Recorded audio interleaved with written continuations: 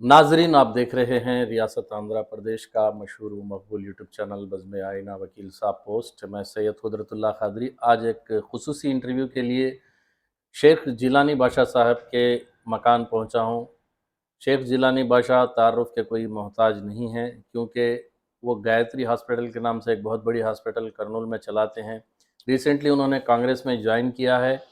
आइए हम जानने की कोशिश करेंगे कि कांग्रेस में ज्वाइन होने के बाद वो किस तरीके से फील कर रहे हैं और अपने शहर को डेवलप करने के लिए, करनूल को डेवलप करने के लिए, इसी तरीके से अपनी कम्युनिटी को डेवलप करने के लिए और तमाम डिपार्टमेंट्स को डेवलप करने के लिए वो काम करें, क्या काम करेंगे, हम उनसे जानने की कोशिश करेंगे। शेख जिलानी बादशाह साहब, आपका इस्तकबाल है बज़्म आईना वकील साहब पोस्ट में।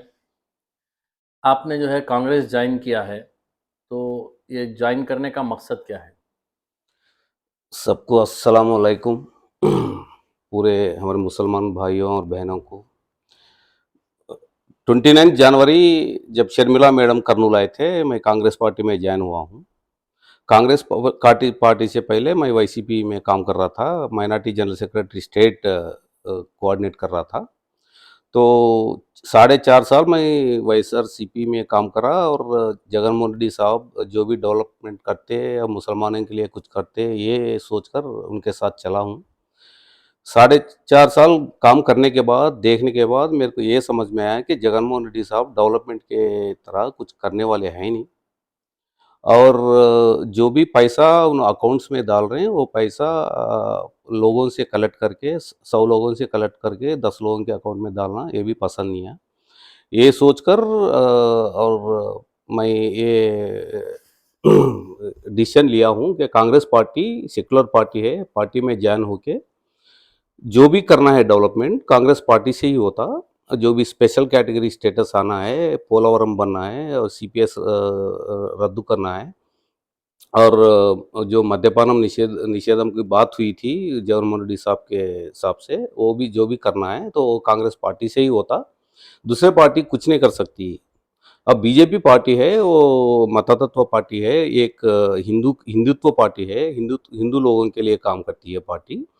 कांग्रेस पार्टी ऐसी पार्टी है कि 60 साल के दौर इक़्तिदार में कांग्रेस पार्टी कभी शरीयत के खिलाफ कभी भी डिसीजन लिया नहीं। ये हिंदुस्तान की तारीख में पहली बार जब कांग्रेस पार्टी ना होने की वजह से बीजेपी ने शरीयत के खिलाफ एक डिसीजन लिया और ट्रिपल तलाक का बिल लाया गया। और कांग्रेस पार्टी ना होने की वजह से 10 साल से, पिछले 10 साल से बीजेपी ने एनआरसी के नाम से मुसलमानों को अपनी नेशनलिटी का प्रूफ देने का पूछा गया। 60 साल के दौर इक़्तिदार में कभी भी कांग्रेस पार्टी मुसलमानों से अपना नेशनलिटी का प्रूफ पूछा ही नहीं। जब आप तो पहली मर्तबा शर्मिला मैडम से मिले, जी, तो शर्मिला मैडम आपसे क्या बोले? शर्मिला मैडम से मिला। मैं एस्पिरेंट हूँ कांग्रेस पार्टी में, करनूल से कंटेस्ट करने का इरादा है, ये पूछकर बोला हूँ। मैडम ने बोले तो आप काम करो कांग्रेस पार्टी में, आप परफॉर्म करो, हम लोग ज़रूर आपको कंसिडर करेंगे। हमने देखा है कि आपने जो है एमएलए के तौर पर कैंडिडेट यानी करनूल से कांग्रेस पार्टी से कंटेस्ट करने के लिए एपीसीसी में एप्लीकेशन भी जी, जमा कराया है, क्या ये सही एप्लीकेशन है? जमा किया हूँ। कांग्रेस पार्टी में सीट भी मिलने वाली है ज़रूर, कंटेस्ट भी करने वाला हूँ और कांग्रेस पार्टी जीतने जीतने भी जा रही है। तो तो करनूल के अंदर जी, मुख्तलिफ वार्ड्स, मुख्तलिफ एरियाज़ में जो है बहुत सारे डिफरेंट डिफरेंट प्रॉब्लम्स हैं। जी। वाटर, कहीं तो वहीं वाटर का प्रॉब्लम है, तो कहीं जो है ड्रेनेज का प्रॉब्लम है, कहीं ट्रैफिक का प्रॉब्लम है। इसको सॉल्व करने के लिए आप क्या स्टेप्स लेंगे? मैं करनूल के लोगों से, भाई और बहनों से यही पूछने वाला हूँ, और मुसलमान भाई बहनों और हिंदू भाई बहनों से यही पूछने वाला हूँ कि मुझे एक मौका दो, मुझे एक मौका दो, मैं डेवलप करके बताऊंगा। अभी तक जब तक जो भी करनूल डेवलप हुआ है 10 साल से पहले हुआ है, तो कांग्रेस पार्टी जब तक रूलिंग में थी तब तक ही डेवलपमेंट हुआ है। उसके बाद टीडीपी पार्टी 5 साल रूलिंग की है, उसके बाद वाईएसआरसीपी 5 साल रूलिंग की है, कुछ डेवलपमेंट हुआ ही नहीं। तो मैं ये कंपेयर करके बोलने जा रहा हूँ, कांग्रेस पार्टी को एक मौका दो, ज़रूर इंशाअल्लाह कांग्रेस पार्टी कर्नूल को डेवलप करके बताएंगी। जो भी अपने लोग हैं, मुसलमान भाई हैं और एससी एसटी माइनॉरिटी लोग हैं, जो भी मुश्किलें हैं, रोड्स नहीं है, बेरोजगारी है, इन लोगों को रोजगारी बताएंगे, इंडस्ट्रीज लेकर आएंगे, एजुकेशनल इंस्टीट्यूशंस लेकर आएंगे कर्नूल को, और स्पेशल कैटेगरी स्टेटस भी लाएंगे। इसके वजह से बहुत सारे लोगों को नौकरियां मिलेंगे, जो भी बच्चे हैं बच्चों को नौकरियां मिलेंगे। हम लोग मच्छी पकड़ना सिखाते हैं, मच्छी देते नहीं हैं। अच्छा, जी। तो ये बहुत अच्छी बात रही आपकी। तो तेलुगु देशम पार्टी कुछ खास डेवलपमेंट नहीं की बोल रहे हैं आप। तो जो अगले कैंडिडेट है तेलुगु देशम पार्टी के टीजी भरत साहब, उन्होंने बोल रहे हैं कि वो हम इंडस्ट्री लाएंगे। उन्होंने भी जैसा कि आपने बताया वाईएसआरसीपी कुछ डेवलप नहीं करी बोल के आप जो बोल रहे हैं, उनका भी वो इल्ज़ाम है। तो क्या अगर भरत जीतते हैं, मान लिया जाए कि जीतते हैं, तो क्या वो डेवलप करेंगे कर्नूल को? टीडीपी और वाईएसआरसीपी दो भी बीजेपी के सपोर्टिव पार्टीज है। तो टीडीपी जीतने से, वाईएसआरसीपी जीतने से बीजेपी की प्लस होता, मगर लोगों को कुछ करने वाले नहीं है लोग। तो ये आप भरत डेवलपमेंट की बात आती है तो वो एक ही कांग्रेस पार्टी की वजह से ही होता है और दूसरे पार्टी से कुछ नहीं होता। हम लोग 5 साल टीडीपी को मौका देकर देखे हैं, तो कहीं डेवलपमेंट की नाम है ही नहीं। आप बताओ, कहीं डेवलपमेंट दिख रहा है आपको? पिछले 10 सालों में बाइफर्गेशन जब से हुआ है कर्नूल में, कुछ डेवलपमेंट हुआ है कर्नूल? कुछ रोड तो, एक रोड तो आया है कर्नूल में, एक इंडस्ट्री तो आई है, कुछ लेकिन बच्चों। वाईसीपी दावा कर रही है कि कई हज़ार करोड़ से जो है हम डेवलपमेंट करे हैं। 1000 करोड़ जो है कर्नूल के डेवलपमेंट के लिए लगाए ही, ऐसा कर्नूल के एमएलए हफीज खान ने। डेवलपमेंट का मतलब ये नहीं है कि ऑटो भाई के अकाउंट में 10,000 रुपये दो, तो डेली कितना होता है? 37 रुपीज़ पर डे। 37 रुपीज़ से कुछ होता है क्या? 37 रुपीज़ से 2 चाय भी नहीं आती। ये डेवलपमेंट होते हैं इसको? लॉन स्तंभ के नाम से 5,000 रुपये देते हैं लायर को, डेली 17 रुपीज़। 17 रुपीज़ से कुछ डेवलपमेंट होता है? उसके अलावा कुछ रोड बनाए, कुछ इंडस्ट्रीज लेकर आए, कुछ मुसलमानों के लिए कुछ बैंक बनाए, इस्लामिक बैंक बोल रहे थे वो, कुछ बैंक बनाए। तो वही वाईएसआरसीपी ये कह रही है कि 100% वो जो भी वादे किए हैं मैनिफेस्टो में, वो मैनिफेस्टो के हिसाब से पूरा जो है मैनिफेस्टो कंप्लीट हो गया है। 100% वो जो भी बोले थे वो काम किए हैं बोल रहे हैं, मगर आप बोल रहे हैं कि बहुत सारे काम नहीं हुए। तो ये किस तरीके से आप बताएंगे?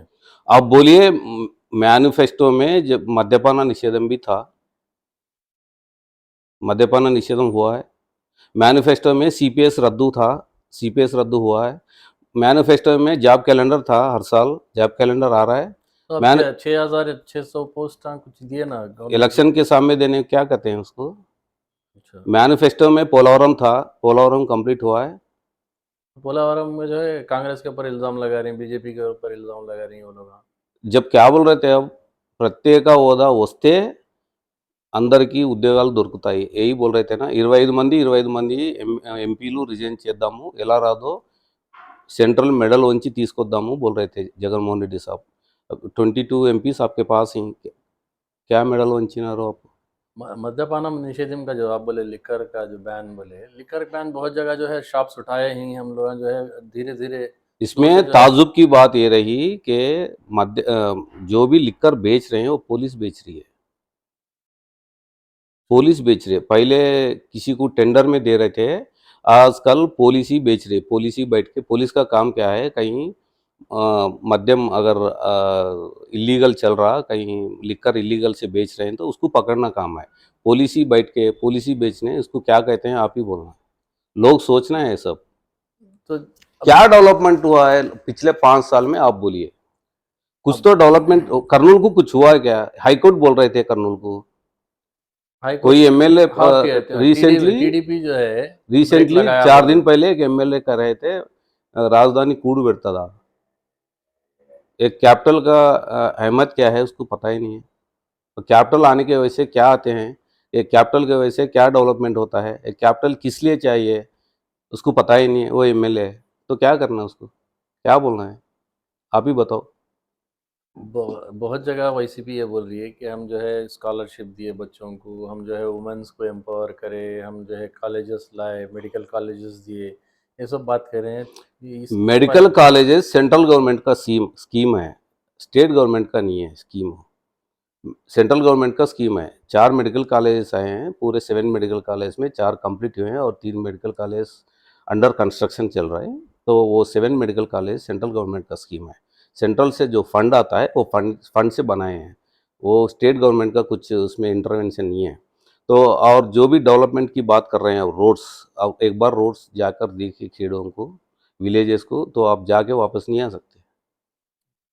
तो माइनॉरिटीज़ की अगर बात करें, क्योंकि आप माइनॉरिटी तबके से ताल्लुक़ रखते हैं, तो माइनॉरिटीज़ के लिए बहुत कुछ किए बोल रहे हैं।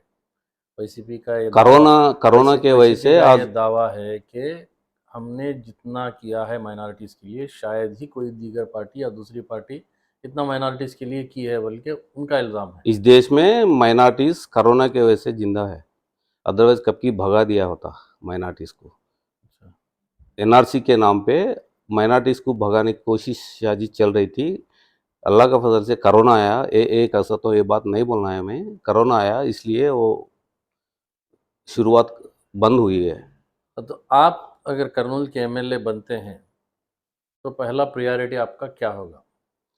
पहली priority concentration on industries developments, अच्छा। उसके बाद एजुकेशनल इंस्टीट्यूशंस लेकर आना है। जो भी तो एजुकेशन सीपीएस रद्दू ये सीपीएस चरण रद्दू, ये सेंट्रल और स्टेट मिलकर बात करने की बात है, हमारे लेवल में होने की बात नहीं है। वो सीपीएस रद्दू, मद्यपान निषेधम, प्रत्येक होदा, ये सब चीज़ों को तो कमिटी, आप इसको इन चीज़ों इन को सपोर्ट चीज़ों को हम लोग सपोर्ट ज़रूर करते हैं और 6 गारंटीज लेकर भी आ रहे हैं कांग्रेस जल्दी में। मैनिफेस्टो भी रेडी होते ही वो 6 गारंटीज क्या है वो लोगों को बताने वाले हैं। अब सब कमिटी वाले बैठकर सोच रहे हैं क्या 6 गारंटीज क्या लेकर आना है। तो 6 गारंटीज आते ही लोगों को बता के 6 गारंटी जो भी तेलंगाना में सक्सेस हुए हैं, कर्नाटका में सक्सेस हुए हैं, वही स्ट्रैटेजीज यहाँ भी इम्प्लीमेंट करने वाले हैं। 30 से 35 लोगों को very soon with in 50 days में असेंबली को भिजाने वाले हैं कांग्रेस पार्टी के on behalf of Congress party. तो हम लोग भी उसमें कर्नूल भी रिप्रेजेंट कर रहा है कांग्रेस पार्टी के on behalf of Congress party. Assembly में जा रहे हैं हम लोग कांग्रेस पार्टी की तरफ से। अच्छा। जरूर, ये तो मैं 100% कहता हूँ, इसमें कोई डाउट है ही नहीं। तो आप तो इसलिए बोल रहा हूँ कि मैं अभी जो भी भरत साहब टीडीपी में हैं। टीडीपी बीजेपी से टाइप है, कोई मुसलमान उनको वोट डालने वाला नहीं है, एससी एसटी माइनॉरिटी जो भी उनको वोट डालने वाले नहीं है। अर्बन में जगनमोहन रेड्डी, लेकिन टीडीपी ये कह रही है कि 30,000 कम से कम 20,000 मेजॉरिटी से भरत साहब जीतने वाले सवाल ही नहीं है, सवाल ही नहीं है, कैसे जीतेंगे वो? 2,58,000 वोट्स ही, 2,58,000 वोट्स में लास्ट टाइम 2019 में वाईएसआरसीपी को 67,000 वोट्स आए हैं, 62,000 वोट्स टीडीपी को आए हैं। तो अर्बन में जगनमोहन रेड्डी इस बार माइनस है। तो एजुकेटेड जो भी है वो वोट डालने वाला नहीं है जगनमोहन रेड्डी को, वाईएसआरसीपी को। तो वोट गवर्नमेंट एम्प्लॉय वोट डालने वाला नहीं है।